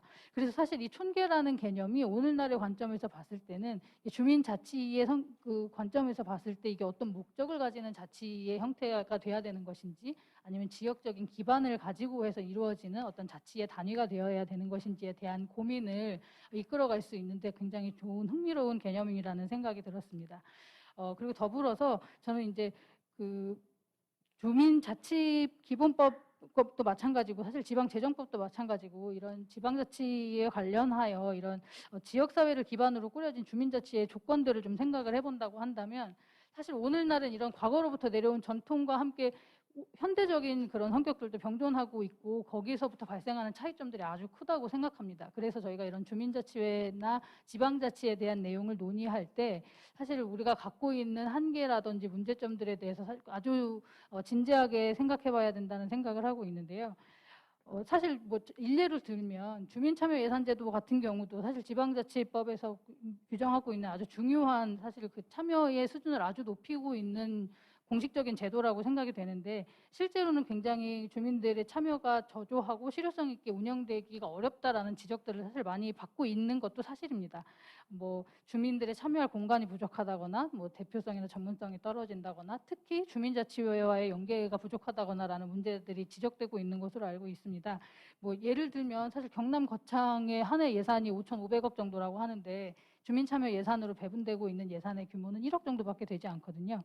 그 안에서도 사실 또 우수 사례로 꼽히고 있는 이런 사례들도 뭐 카페 공간을 형성하는데 이제 주민들이 참여해서 예산을 사용하는 걸 결정한다든지 뭐 도서관, 뭐 화장실, 비상구 이렇게 시설이나 기구 위주의 그런 식으로 이제 운영이 되고 있는 것으로 알고 있습니다. 그래서 이런 주민자치회 연계 문제와 같은 경우에도 사실 지방조례에 명시되어 있지 않은 그런 지방자치단체들도 많고요.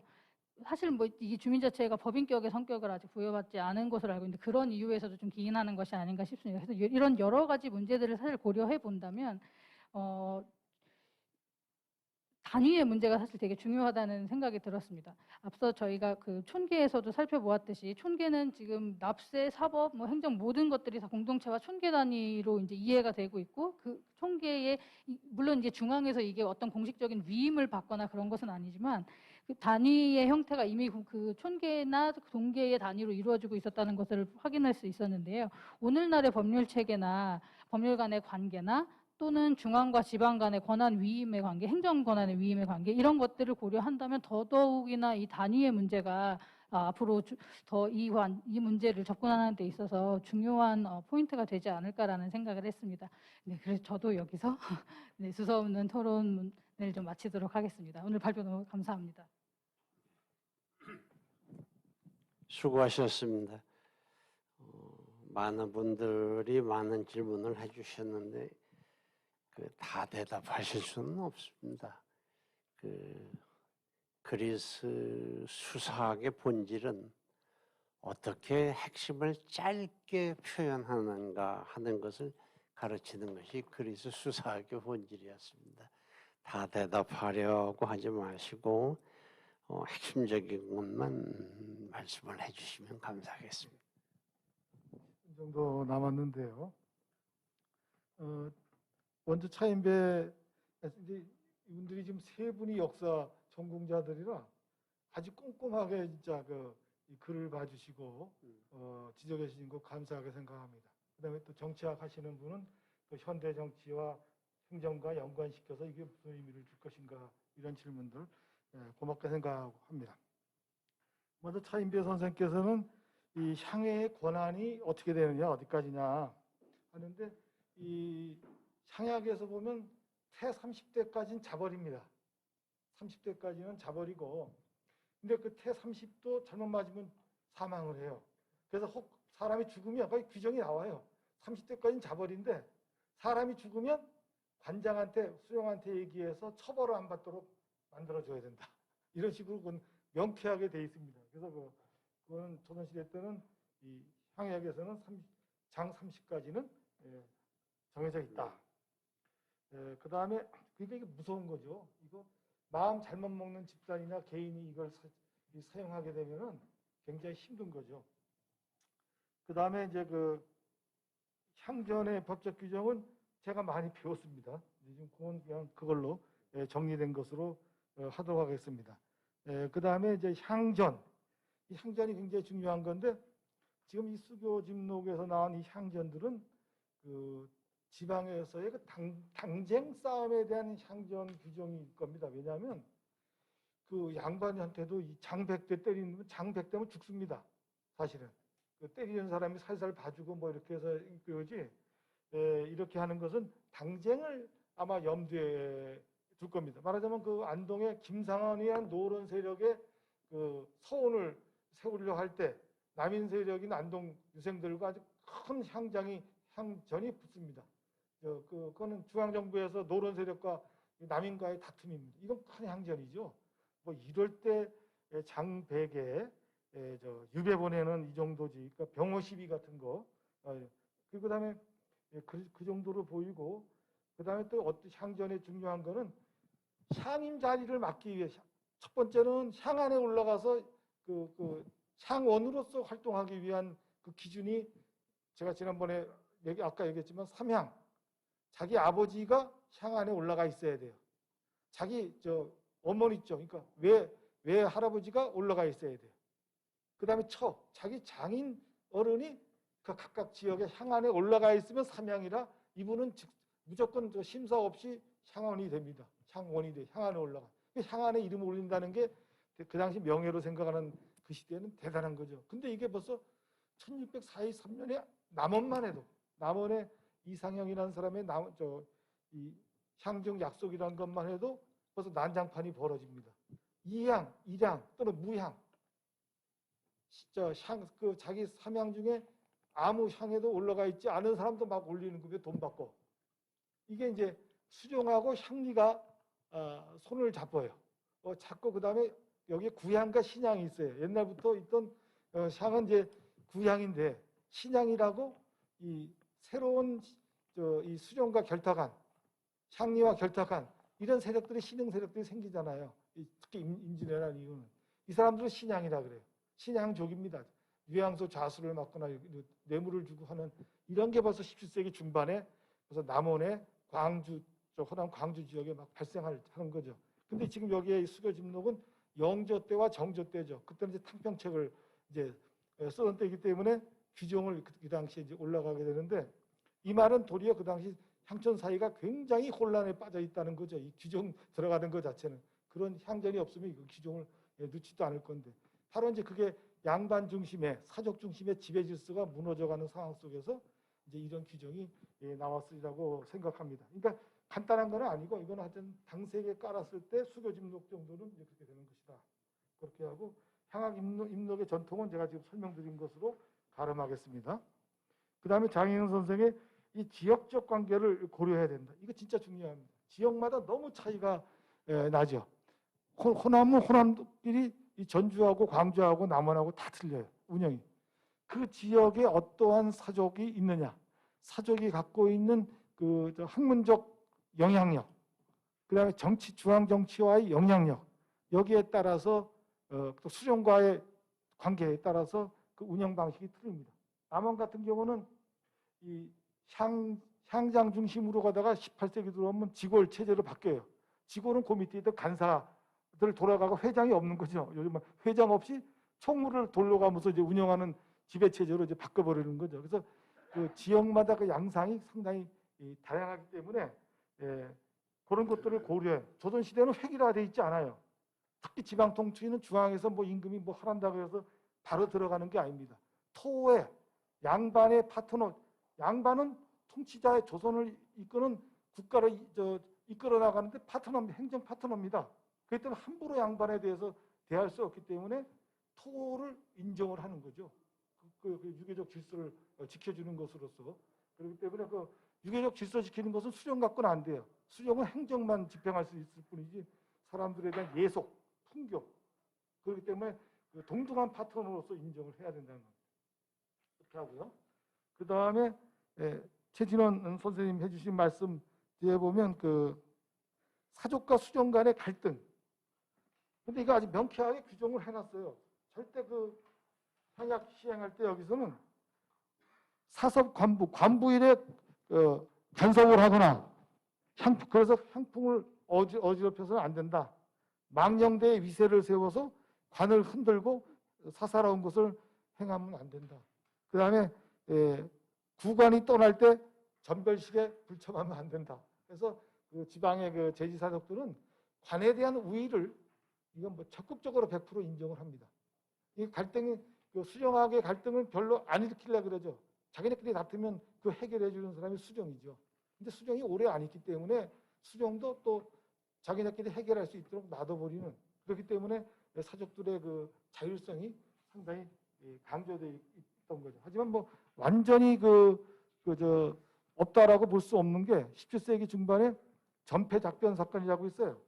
그 지방 관아에 가면 객사문이 있는데 객사문에는 그 임금을 상징하는 전이라고 쓴 깃발을 세워둡니다. 매일 아침 수령이 절을 해요. 망골례를 합니다. 임금한테. 그거를 훼손시키는 사건이 왕조실록의 큰 사건으로 나옵니다. 그래서 뭐 그런 것은 집단적인 것이 아니고 개인적인 원한관계, 뭐 소송 같은 것을 올렸는데 해결을 제대로 안 해줬다, 반대를 해줬다, 뭐 이랬을 때 생긴 것이지, 향약에서의 집단적 관계에서는 당권 우위는 완전히 그 규정으로 해놓고 있기 때문에 조금 약하지 않았겠는가, 뭐 이렇게 생각합니다만, 향약 속에서는 그다음에 수령이 와서 새로 향약을, 사족이 스스로 향약을 시행하려고 그러면 수령의 수교를 안 받으면 시행 못합니다. 스스로 하려고 그러면 수령의 지금 미리 땡겨서 얘기하면, 지금 선생님이 말씀해 주신 것이 그 목적계라는 게 있다. 목특별을, 이거 틀려요. 이거 여기 착각 일으키면 안 돼요. 유계라든가 뭐 자기네 친목계 있죠. 그다음에 뭐 상장계 모여서 뭐 아버지 보시는 계라든가 뭐 강의하고 하는 강신계라든가 이런 게 특수한 목적계예요. 이거는 참여자는 참여하려면 안 하면 안 하죠. 제가 말하는 계는 이 향약은 공동체입니다. 모든 구성원이 의무적으로 참여해야 돼요. 의무적으로 참여 안 하면 그건 마을에서 떠나는 거죠. 그건 향약이나 총계에서도 마찬가지입니다. 그러니까 이것은 의미가 있는 거죠. 특수한 계가 아니고 모든 구성원이 참여를 해야 된다. 향회에는 그 향회원만 참여한다. 그거는 이제 지배층 되지만, 주연 한약 같은 경우는 양반, 상민 다 참가합니다. 그 다음에 양반은 여자가 안 참여하지만 상천민 같은 경우는 여자가 다 참여해야 돼요. 부부가 참여해야 됩니다. 이건 의무적인 겁니다. 이 주연 한약을 수령이 직접 하고 들어갈 때는. 총계에서도 아마 이 상천민들이기 때문에 아마 남녀가 다 참여하는 그런 의무적 것이 아닌가 이렇게 생각합니다. 관례에 비춰서 그렇게 말씀드릴 수 있고요. 그 다음에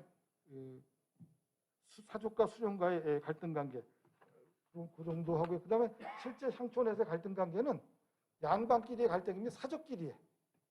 구양, 옛날 세력을 쥐고 있던 구양 세력과 신양, 새롭게 수령과 향리와 결탁해서 나가서 왜냐하면 향청이라는 옛날에 수령을 견제하던 조직이 임난 이후에는 힘이 사적의 세력권이 약해져가지고 향청이라는 이름으로 바뀌면서 향리들이 있던 관할을 작청이라 그래요. 질청, 작청이라고 쓰는데 그 유양소 이름을 향청이라고 써버려요. 그러니까 수령의 휘하 안에 들어가 버린 겁니다. 이 사적 자체가. 이제 그런 상황 속에서 나온 것이다 얘기할 수 있고요.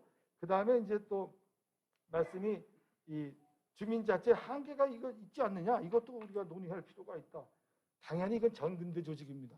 요즘하고의 차이는 신분제도에 의해서 만들어졌다는 거죠.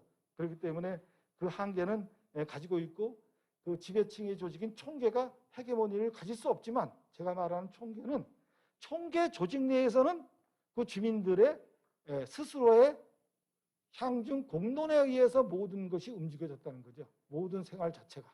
그래서 지금 현대 행정학에서의 주민자치의 그 개념, 기준이 뭔지는 잘 모르지만 조선시대 쪽에서의 주민자치는 그렇다는 거예요. 그런 측면을 말씀드릴 수 있습니다. 그 다음에 차세영 선생님 말씀 들으면 이 뭐 병립, 공존, 갈등 얘기는 수령하고는 큰 대립을 할 수가 없는 것이고, 갈등 관계는 사족들 간의 갈등 관계 속에서 이루어지고, 모든 개는 제가 다루는 개는 개인 그런 특수 목적기가 아니고 공동체 모든 구성원이 의무적으로 참여하는 것이다, 이렇게 말씀드릴 수 있고, 그 다음에 이제 두민이라는 조직이 생겨요. 총계에서는 그 갑오개혁 이후에 자체적 개혁하면서 머리두자 두민, 그래서 두민 나주거에 보면 두민이 한 25, 26명이 쫙 나오거든요. 그 두민은 이제 상천민 중에서 자기들이 투표해서 뽑은 조직이죠. 그 조직을 가지고 운영하는 이제 자료가 하나 본 기억이 있습니다. 그래서 뭐 시간이 급해서 내가 다 답변을 해드렸는지 모르지만 제 아는 것까지만 했습니다. 이상입니다. 수고하셨습니다. 통상 그 발표를 두 분이 하는데 한 분이 하다 보니까 시간이 조금 남았습니다. 혹시 토론자 선생님께서 꼭 하고 싶은 말씀이 있으신 분 혹시 있으세요? 없으세요? 그러면은 제가 사회자로 몇 말씀 드리는 것을 양지해 주시길 바랍니다. 여기에 계신 분의 약 65%가 신앙생활을 하는 분인데요. 불교든 기독교든 천주교든 어떤 교든 그 신앙생활 할 때 이제 그 주장하는 게 사랑을 하라고 해요. 많이 사랑하라고 그러는데 그 사랑이라는 것이 가만히 보면은 작은 것을 사랑할 수 없는 사람은 큰 것을 사랑하지 못한다. 이것이 제가 그 신앙생활을 하면서 얻은 교훈입니다. 작은 것을 사랑하지 못하는 사람이 어떻게 큰 것을 사랑하는가.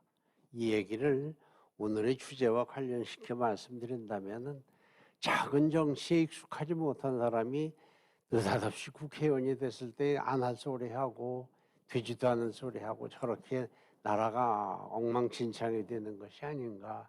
따라서 인생이 그렇듯이 인생 살아가면서 나는 아무 고생도 하지 않았어 라고 말하는 것은 결코 자랑이 아닙니다.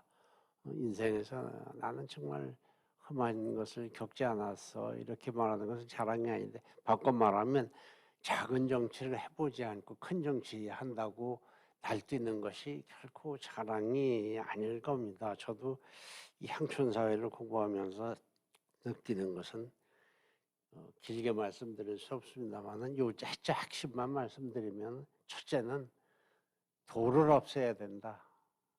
도를 없애야 된다는 것이 제 평생 실언이고, 두 번째는 한국의 자치 행위자가 그 자치 행위를 생계로 이용해서는 안 된다.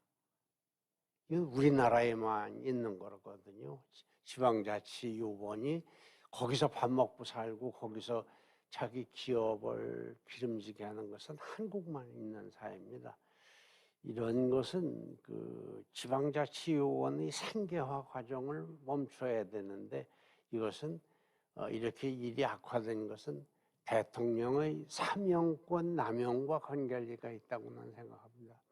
한국의 지방자치단체의 당선자의 40%가 전과자입니다.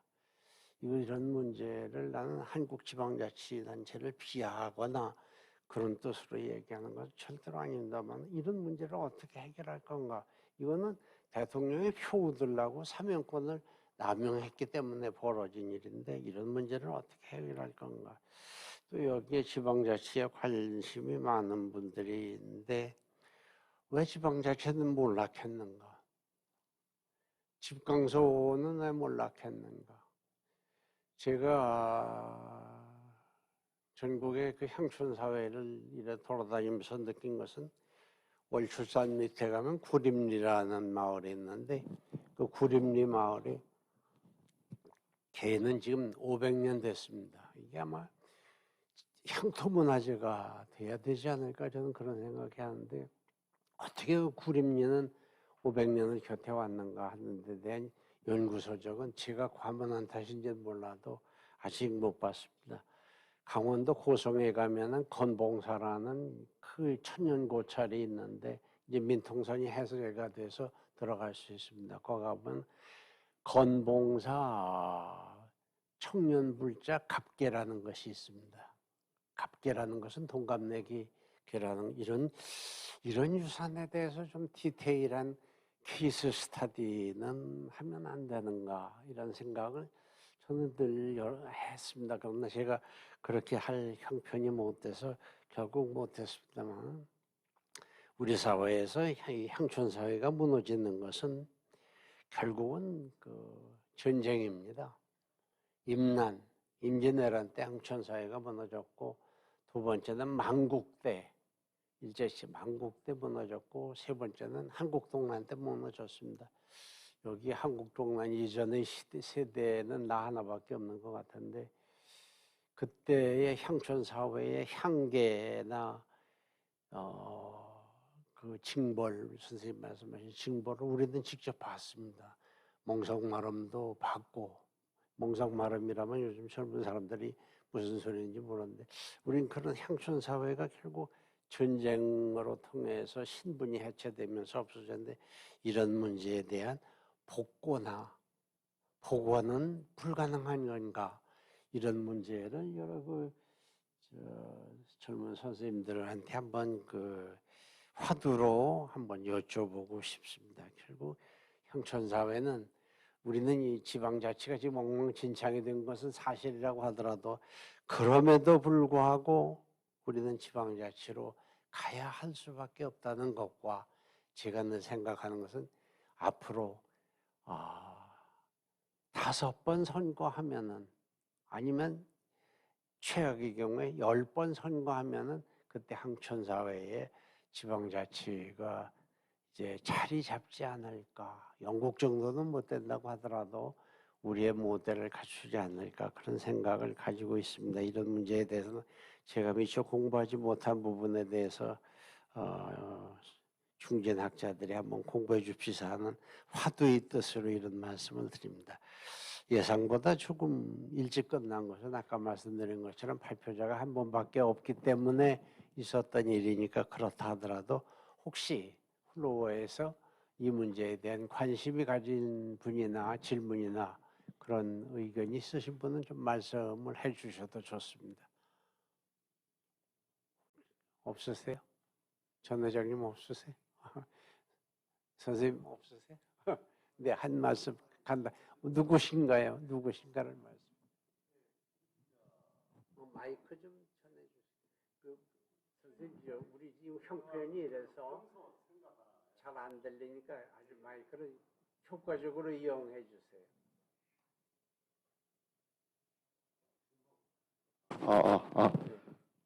신봉영 교수님 그냥 존경해서 얼른 늦게 다른 세션에서 지금 사회 보고 끝나고 지금 늦게 와서 죄송하고요. 발표를 제대로 못 들었습니다만 평소 생각 조선 후기 주민자치 향해 이런 거 민주성 유교 사회이기 때문에 아무래도 보이지 않는 이게 좀 권위적이랄까 이런 거 있을 것 같은데 주민들의 의사 반영 민주성이랄까 자치 의사 결정 구조가 어느 정도 좀 자유롭달까 민주적이었는지 그게 좀 궁금합니다. 그 정도가 제 질문 의도가 어떻게 잘 전달되는지 모르겠습니다. 주민자치 내에서 주민들의 의견 의사가 어느 정도 자율적이고 권위적으로 이렇게 권위적이지 않고 좀 더 개방적 민주적인지 그 정도가 좀 평소에 궁금했습니다. 네, 감사합니다. 알겠습니다. 뭐 이건 뭐 간단한 얘기입니다. 뭐 향연이 하는 향촌 지배나 향촌 통치를 위한 조직은 그건 강제적으로 규정해서 누르는 거지만 제가 오늘 발표한 주제의 촌계에서는 아주 민주적이었으리라고 봅니다. 얼마씩 출염한다. 우리가 이번에 하는데 각 동네마다 꼭 한 20여 가구 속에서 하기 때문에 협의를 통해서 많이 이행할 수 있었기 때문에 가장 기초 단위, 전통시대, 조선시대 가장 기초 단위인 기층 단위인 촌계에서는 상당히 수평적 민주적 의사를 반영을 해서 운영했으리라고 생각합니다. 지금 제가 그래서 이런 걸 흔적을 찾기 위해서 정월 대보름 때마다 뭐 고창이니 남원이니 하는 그 마을구 타는 데를 돌아다니거든요. 그분들 보면 꼭 회의를 해. 사전에 회의하고 사후에 회의합니다. 회의록 단 한 개. 그러니까 허투루게 하지 않는 그런 관계이기 때문에 주민자치조직으로서의 촌계는 수평적, 평등적, 호혜적 관계로 유지됐으리라고 생각합니다. 네, 감사합니다. 이 비대면 회의라고 하는 역사상 미중의 불편한 회의임에도 불구하고 좋은 발표해 주신 박 교수님, 좋은 토론해 주신 여러 선생님께 감사드리고 자리를 함께 해 주신 여러분들께도 감사드립니다. 조금 일찍 끝나긴 했습니다만은 이것으로서 제1세션을 마치겠습니다. 여러분 감사합니다. 네.